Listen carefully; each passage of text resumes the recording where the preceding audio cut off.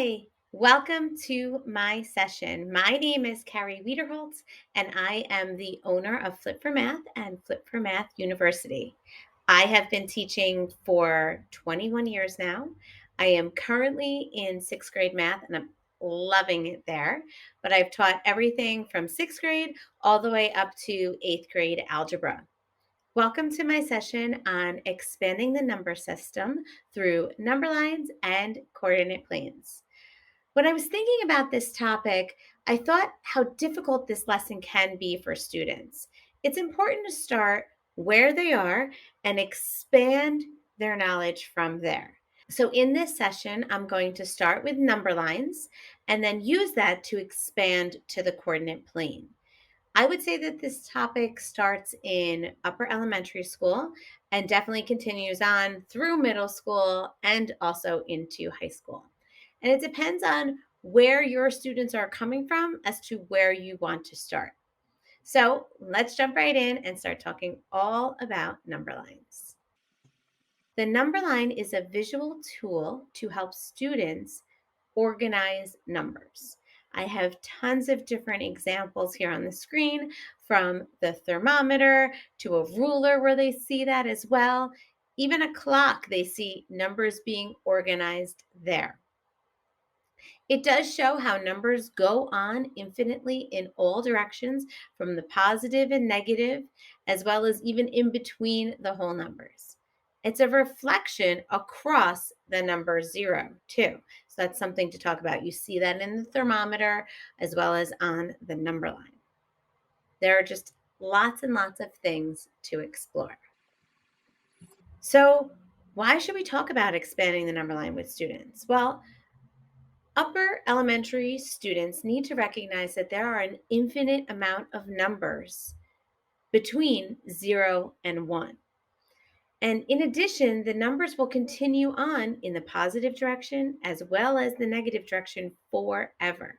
And those are some big concepts to really understand. So you want to include some discussion and some hands-on activities for students. Then we take those number lines to build upon the coordinate plane with two number lines intersecting at a 90-degree angle. This can be hard for students to wrap their brains around, so you really want to make sure to delve in and look at it a lot. The number line provides that concrete understanding of the number system and shows how you can see that numbers are always going on forever. Okay, so starting with expanding the number line.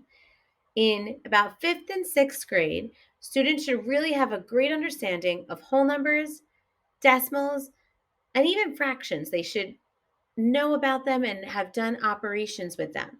So, in order to get an understanding of where they're coming from, you want to start by just giving them a blank number line and see where they go. What do they start with? What do they gravitate towards writing down first? Probably whole numbers, but that's okay. You can work from that as well.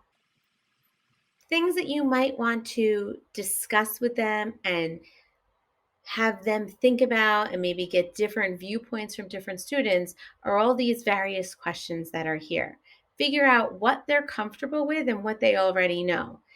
You could even give them a worksheet that's filled with a bunch of different number lines and have them fill stuff in. What I like to do instead of giving them a worksheet is put it in the sheet protector or what I call a clear board.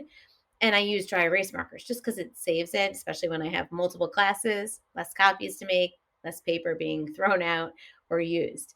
You can also make permanent number lines, which will be a free resource that you can download here in these sessions. And you can print out number lines and laminate them, and they're easy to fold. And you'll see in an activity that I talk about in a little bit.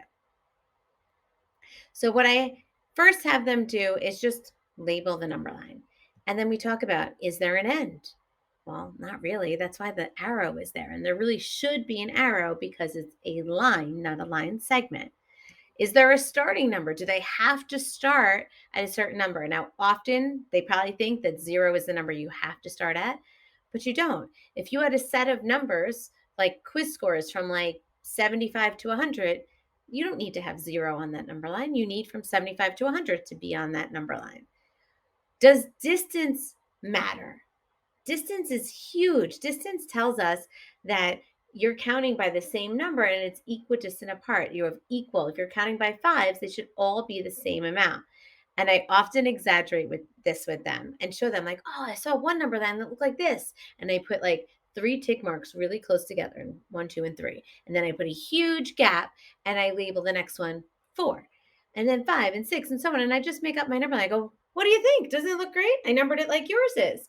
And they see immediately, oh, no, they should be the same amount. Like, why does 3 and 4 get such a big space when 1, 2, and 3 did not? And have that discussion with them. They can count by whatever they want to count by. It depends on the situation. They can count by halves. They can count by ones or negatives or fractions. It does not matter. Count by fives or tens, but they all should be equidistant. So those kind of things go hand in hand. Here's an example of what I do in my classroom. I start by just giving them this blank number line. It can start anywhere. It doesn't end.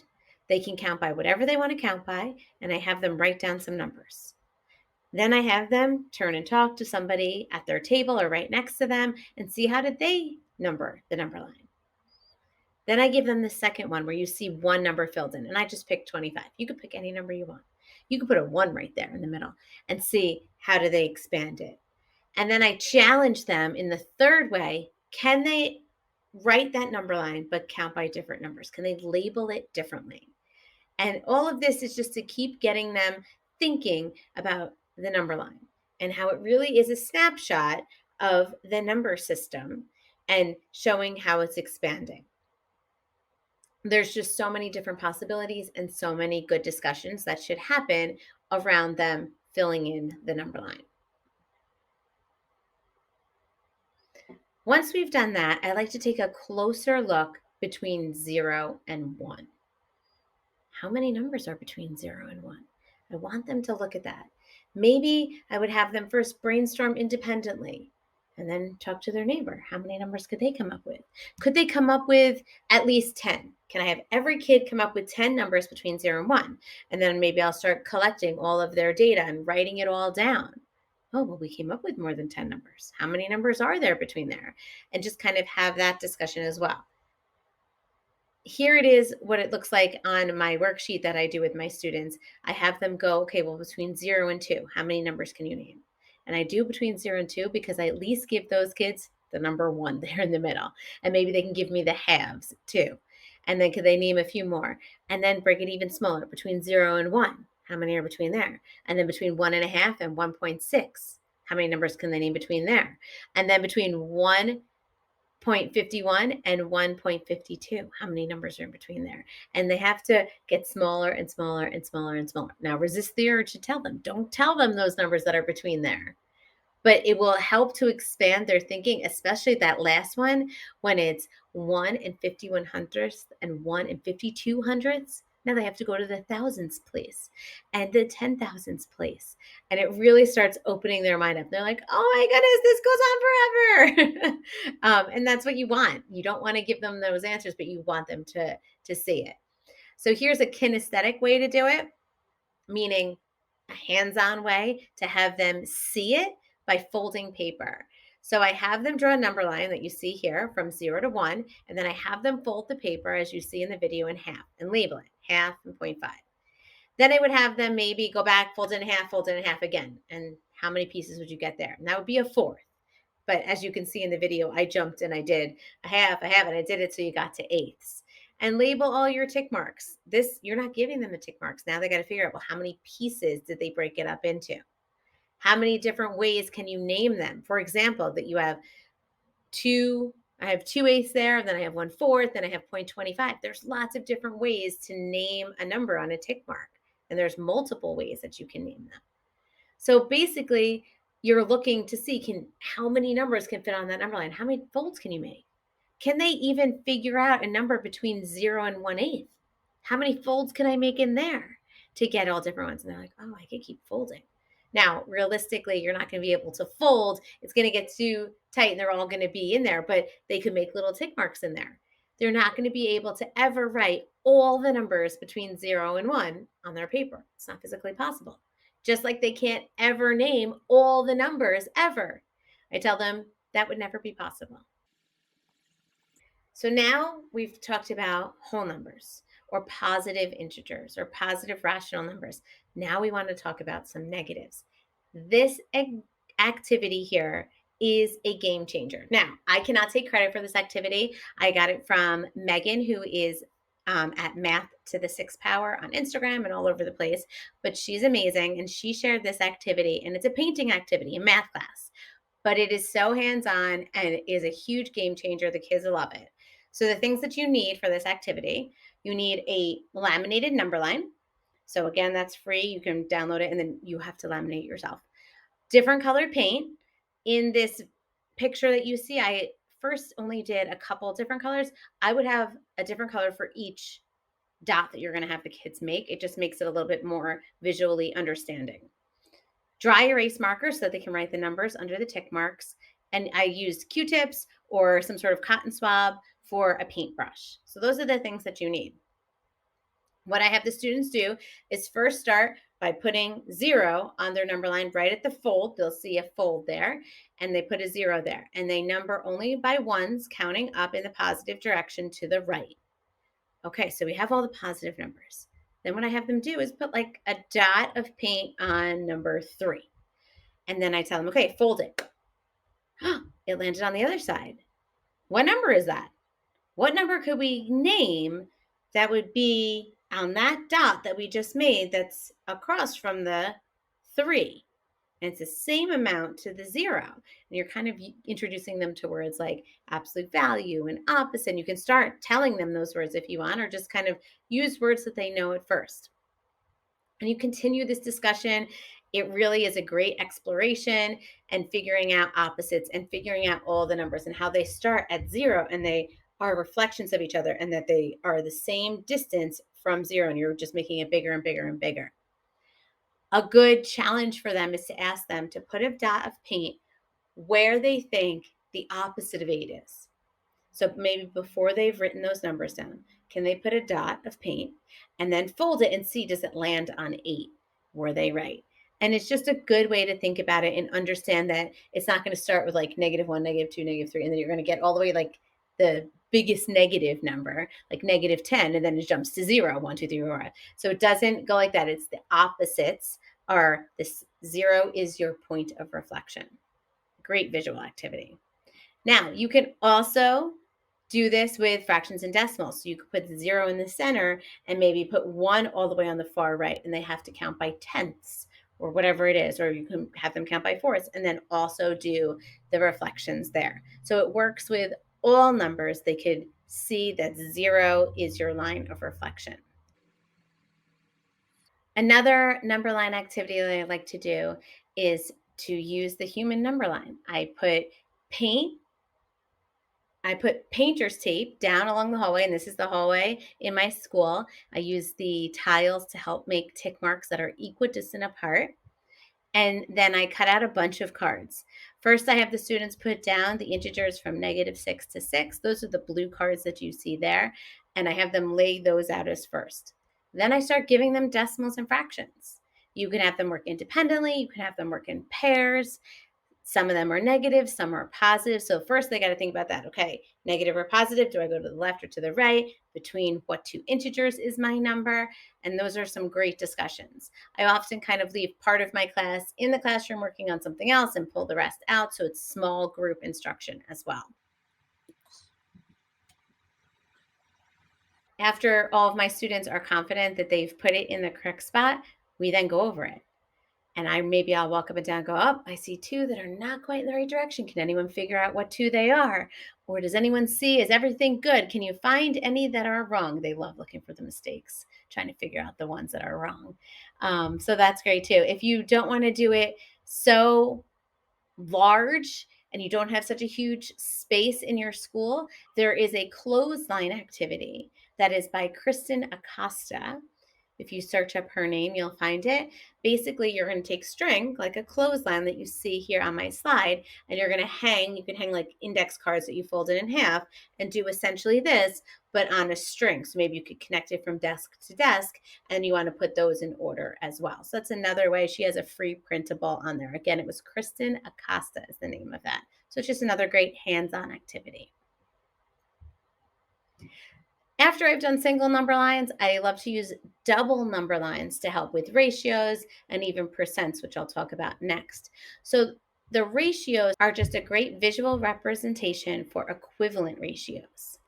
So essentially, the students are showing that they're continually multiplying by a certain number, the same number on the top, and then a different number, but it's the same on the bottom that they're going by. So if you look at this example here, I have Arissa's making scrunchies to sell at her side business. She can make 3 scrunchies in 45 minutes. How many minutes will it take Arissa to make 18 scrunchies?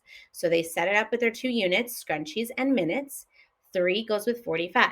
Then I add another 3, I get 6, I add another 3, I get 9, add another 3, I get 12 and 15, and I'm counting by 3s on the top number line. On the bottom number line, I'm counting by 45 until I get to the pair that I want. 18 scrunchies takes 270 minutes to make.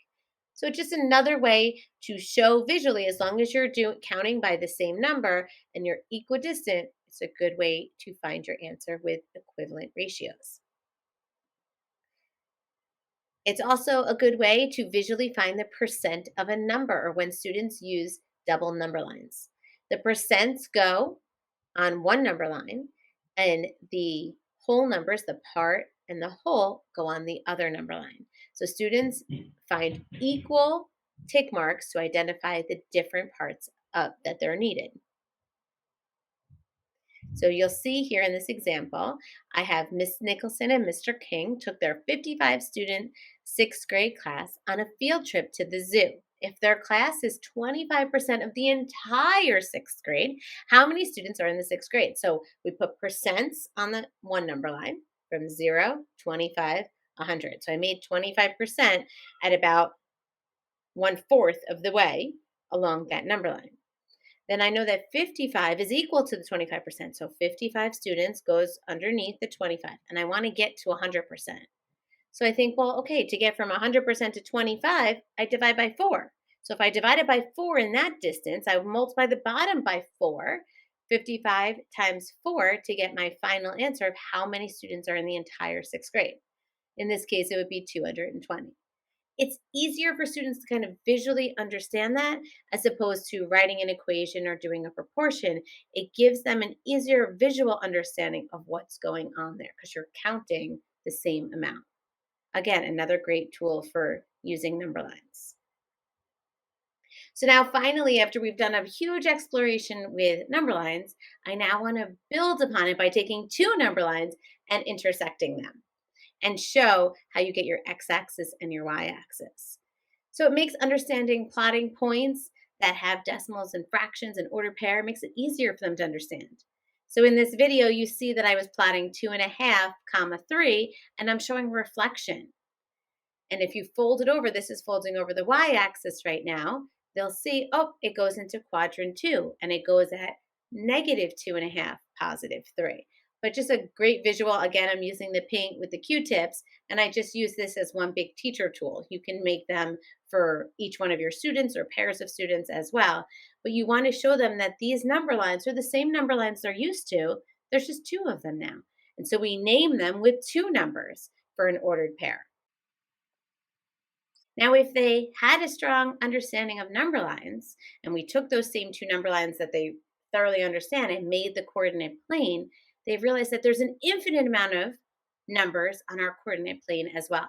And students should recognize that if there's an infinite amount of numbers there, there's an infinite amount of ordered pairs that make up the line that are on the graph. So linear equations or linear functions have an infinite amount of possible solutions that work. And they can see that and really understand that, and it clicks for them. And they know that these 2 arrows are demonstrating that it goes on forever, and we're only seeing a small little window or snippet of that linear equation there, and that every single dot that's on that line, whether they're whole number dots or decimal dots or fractions, they all work in that situation. So resources for you that you can use in your classroom that are free and included within this session are the number line printable, which you can laminate and make for that awesome painting activity. or use it just to use number lines in your classrooms. And if you laminate them, use dry erase markers, and there you go, they're reusable. I have a vertical number line that you can display in your classroom. Looks like a thermometer, up and down. It's easy to point to and talk about and lead discussions, as well as an introduction to integers foldable. I love to use foldables in my classroom. It's easy for me to model what I'm talking about and for them to have important things down in front of them, such as number lines and coordinate planes. I hope that this session has helped you to think about the best way to develop student understanding of extending the number system and the number line, where to start, how to make it manageable for students. Don't forget to grab the free resources. And if you're a VIP member, I have this huge bonus for you, which has 55 plus pages included in it with digital resources, partner activities, the worksheet that you saw as well. So lots of stuff to make it easy for you to implement in your classroom. If you're ever looking for me, I can be found at Flip for Math on Instagram, as well as flipformath.com is my website. I share lots of teacher tips about what's going on in my classroom or just general math information. So I look forward to talking with you again another time. Bye for now.